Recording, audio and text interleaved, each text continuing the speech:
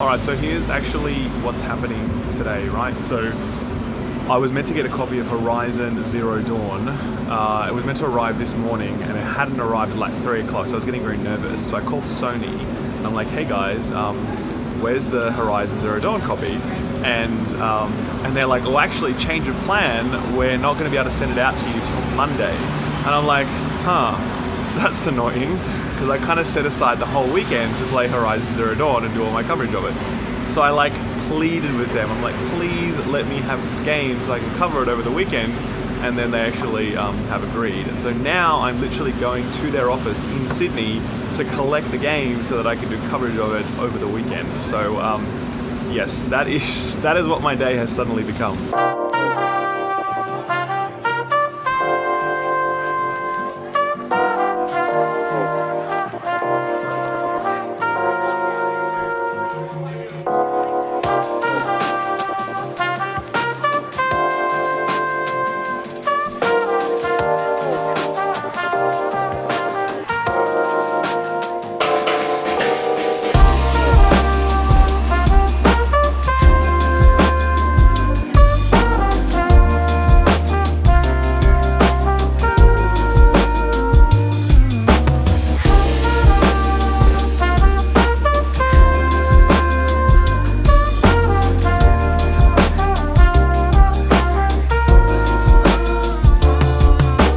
So what's the deal with Horizon Zero Dawn? Okay, if anyone, no one's gonna remember this, but there was this show back in the day called Dino Riders, which was like the best show ever. And they cannot beat me. I will destroy them, and their step will return me to my empire. It was essentially like dinosaurs that had lasers and stuff. And I swear to God, the developers at Guerrilla basically said, let's make a video game out of that. It's essentially this like post-apocalyptic world where like robot dinosaurs have taken over and you're just like this weird tribal woman who's trying to like survive. It sounds utterly ridiculous, and it no doubt is, but it also sounds simultaneously like perfectly awesome.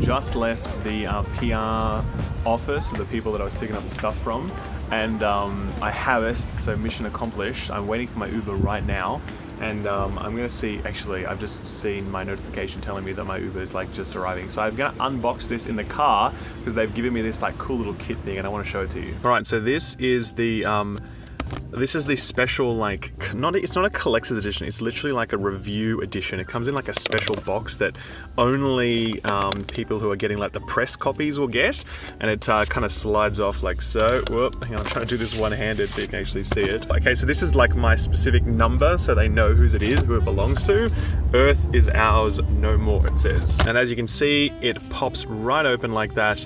I get a nice little leather-bound little note in there from Guerrilla Games themselves, and obviously here is the disc, which is flying around nice and loose. I think that's meant to be in the middle there, all good in the hood. It also comes with a really nice poster, actually. That's really cool, to be honest. I really like that. And it also comes with this little book. It's like a special, you know, like one of those art books, stuff, pictures in it, things. Again, not available outside the press kit, which is a bit of a shame because it looks pretty nice, and it would be nice if more people could get their hands on it.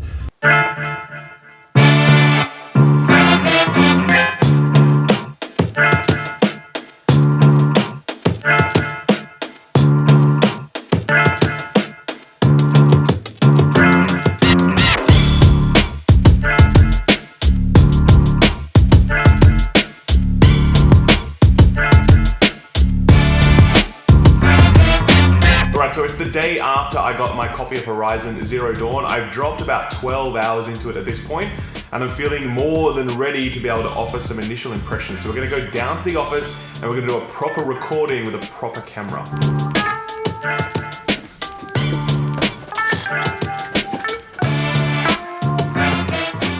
Right, so we are now 12 hours or so into Horizon Zero Dawn, and I have to say that it's very, very good. Like, it's very, very good, in fact. I saw a headline at one point from someone saying that this is the best exclusive that the PS4 has, and while I'm not sure about that, because I think Uncharted 4 certainly gives it some very stiff competition, unquestionably this is like up there. It's number one or number two, no doubt about that. It's a truly superb package. So let's talk about what makes it really great, and then we'll get into some of that detail. So the minute you load up this thing, you will immediately be blown away by the visuals. Now, I am someone that does not give a shit about graphics. They do not matter to me in the slightest. However, even I have to look at this game and be like, wow, how did they make this happen on a PS4? Like, it is truly remarkable how well this runs, how like just the draw distances, the weather effects that are kicking in, like the depth of texture, like all of it is just so perfect. Like, I cannot believe that these guys managed to pull this off on an old PS4. And I say that because like the PS4 has been out for a few years now.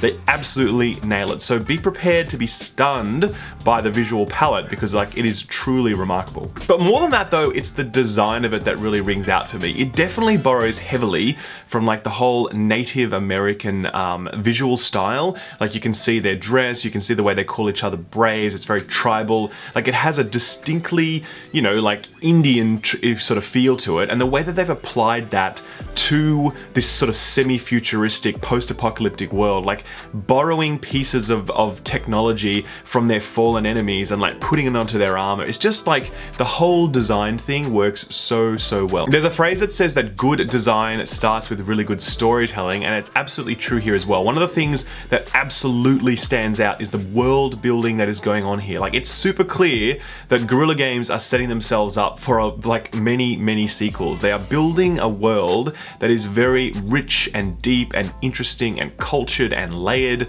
Like, there's all these different tribes with their different backgrounds and histories, and they're all warring with each other. There's this, obviously this, like, you know, the pre-collapse civilization that you're kind of peeking into at different times. There's just so much, so many layers to the story that are going on at one time. This civilization was built on top of this civilization. This tribe borrows from that part of the old world, but not that part. Like, this part is forbidden because of, it's just like really well done. And you get the sense that like this story is going to continue long after the first game is complete. So that's all the world building and story and character stuff out the way. How does the game actually play? Well, I think if you've ever played anything like Shadow of Mordor, you're actually going to get a very good sense of what this game is all about from the get-go. It is a giant open world game where you're exploring everything. It's very combat based in the sense that like enemies are dotted throughout the map, and it's your job to bring them down in a variety of ways. Now, the combat in this is truly standout. Now, unless it's not already clear from all the clips that you're seeing, but you are basically fighting all of these like old robot dinosaurs, or like saber-toothed tigers, like prehistoric creatures, and they're like very diverse in terms of what they are. Like, some of them will fly, some of them are like these cat style things, some of them behave more like cows.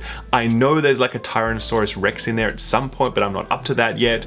Some of them are like, you know, brontosauruses, really big long necks or whatever else. But the total variety of enemies really sort of keeps things very fresh and interesting throughout, because they all have very different move sets. It's not just like they all charge at you and you dodge out of all of them. They have different kinds of like dashes and swinging around and all sorts of stuff that really keeps you on your toes. And I will say this about the combat, it's not easy. I really went into this kind of game thinking this will be fine. It's an open world game. It's like a PS4 exclusive. How hard could it be? It's a really hard game at times. Guerrilla has this tendency to kind of throw a lot of enemies at you all at once, and yeah, things can get very hairy very fast. But the essential combat loop is you have a bow and arrow, and you basically need to shoot stuff. You've got a spear and you need to hit it, and you also have these awesome like traps that you're able to drop. This like tripcaster, which is this thing where you fire 2 bolts on the ground and it connects it with like a string thing, and then anything that walks over that is stunned, which is awesome. And the best thing though is that you've got this like, I don't even know what it's called, but you basically fire off these kind of like harpoons that kind of like tie the dinosaur to the ground. You kind of fire off 2 or 3 of them and it locks them in place. And I tell you what is one of the most satisfying things you could do in like any video game ever, to do huge loops around these giant machines that you're fighting, bind them in place so so they can't move around anymore and they just go to town on them. Like the combat feels so interesting and strategic when you're able to do that, and it's really not what I would have expected for an open world game like this. So far, all of that stuff, I would absolutely give the game like a 9.5, 10 out of 10 sometimes. Like, it is that good in all the elements that I have just listed. It is like utter perfection. But there are some problems when we start getting to the open world aspects of the game, and some of these really grind my gears. So I think at this point the industry is really waking up to this idea of like open world-itis. Have a big open world map, put stuff all over the map, make sure everyone has to collect all that stuff, and that's your game. Like Ghost Recon Wildlands is, I think, probably the ultimate expression of that design philosophy, and it's definitely clear that at this point it's a very tired and worn out philosophy. Horizon Zero Dawn does walk headlong into that territory, but I don't think it stumbles too badly. There is a lot of stuff to collect on the map. There is a lot of sort of points to unlock, checkpoints to to clear.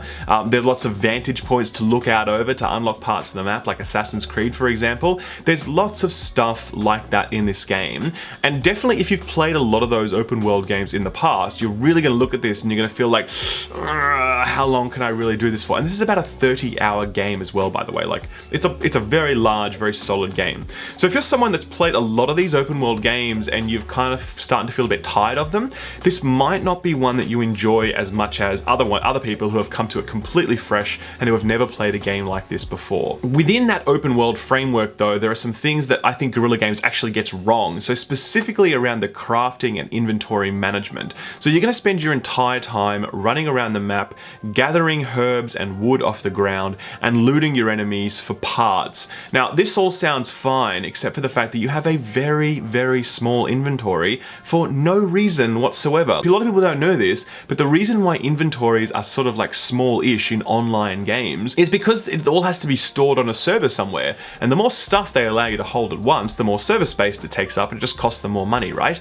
But with an offline game like this, where it's all just stored on the hard drive, I have no idea why my inventory is so small, such that I'm spending so much time going into it, deleting certain things, and then like picking up the thing that I want. And I don't even know what this stuff is half the time, because it doesn't actually label what it is. It's not clear to me what I need to do with it. I just kind of delete it based on the rarity scale and then hope that I don't need it at some point. But I have gone to vendors later on and been like, damn, I needed that thing that I deleted back there and I didn't know that, because now you need that thing that I don't. It's very, very frustrating. So I really think that like if the inventory was like limitless, as I feel it well and truly should be in an offline game like this, that it would just completely remove all of those inventory management requirements and just allow me to collect stuff as I choose.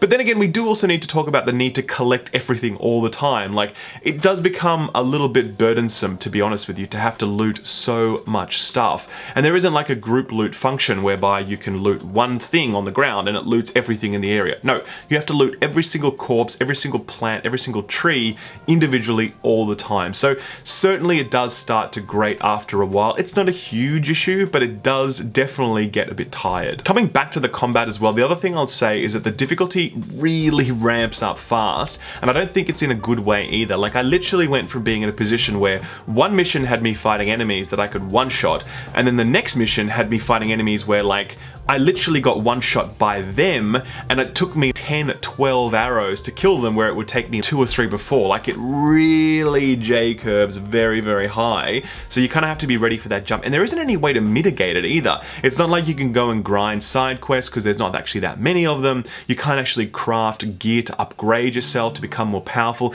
because the gearing system doesn't work like that. It just kind of like goes... So you have to be ready for that. It's not a huge issue either. If you play well, the combat is always fair, and if you play well, you can kind of get around it, but it definitely like is a jarring experience. So those are the things that I didn't love about the game, but as you can probably tell, they're not deal breakers. Like, having to deal with some inventory stuff isn't that great, but it also isn't game breaking by any means. Having to collect lots of stuff around the map gets a little bit tired, but it really doesn't detract from the overall experience that much. I would say that this is an absolutely superb experience experience that I would fully recommend to absolutely anyone that has a PS4. Like I say that hand on heart, I guarantee you're gonna get some value out of this. And that's 30 hours of total play in the game as well. And as I said, I'm about halfway through it. Like it's just straight away, you can immediately see that this is a must grab. As I said, if you're someone that's played lots of open world games before, you may not enjoy it as much as the next person, but you're still likely gonna get a lot out of it. So my advice, do check it out. Like I'm very reluctant to really say to anyone, hey, yes, go and grab this, because like, I can't say that unless I've really put proper time into a game and be like really confident in that view. But I'm really confident in that view at this point. Like it's a really solid experience that I think people should absolutely experience. Whether it's now and you're paying full price for it, or whether it's in the future and you're gonna pay a discount for it, whatever, just make sure at some point you get your hands on Horizon Zero Dawn, because like it's really, really solid. Anyway, that's it from me. I hope you liked the video, guys. If you did, drop it a like, and don't forget to subscribe. I'll probably do 1 or 2 more videos on Horizon Zero Dawn on my channel at some point. With the embargoes on all this sort of stuff lift this week, so I can do full coverage. I'm also going to put up the first episode of a Let's Play. I'm not going to do a full Let's Play on it, but I'm just going to show you the first part of the game so you get a sense of what it's about, the background of the story. So check out that when it's available. But for now, guys, thanks for watching. Take good care, and I'll see you next time. Bye-bye.